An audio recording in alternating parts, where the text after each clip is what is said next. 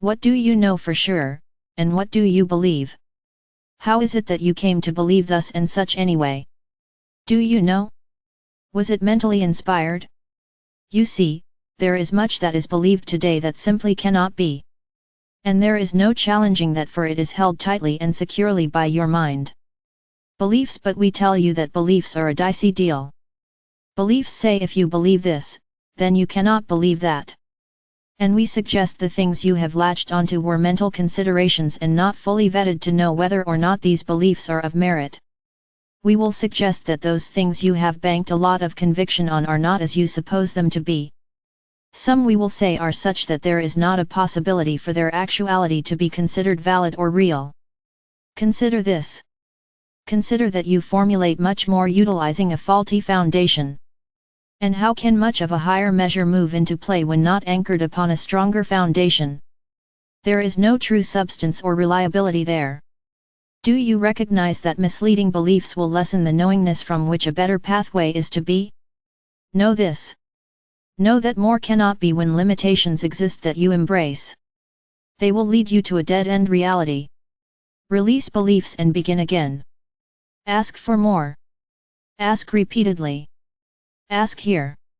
Reincarnation now, might you consider reincarnation?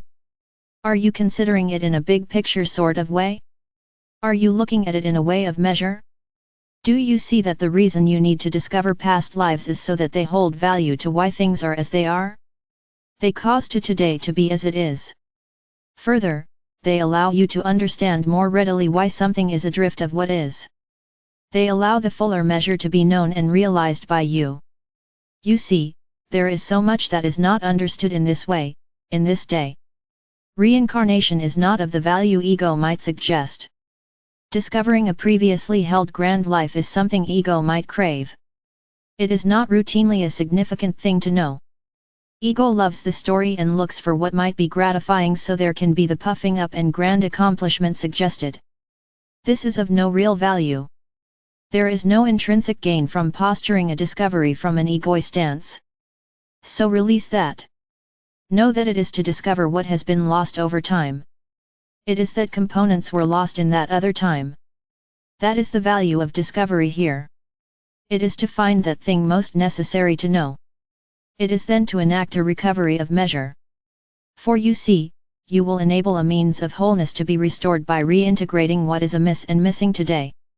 Is there more?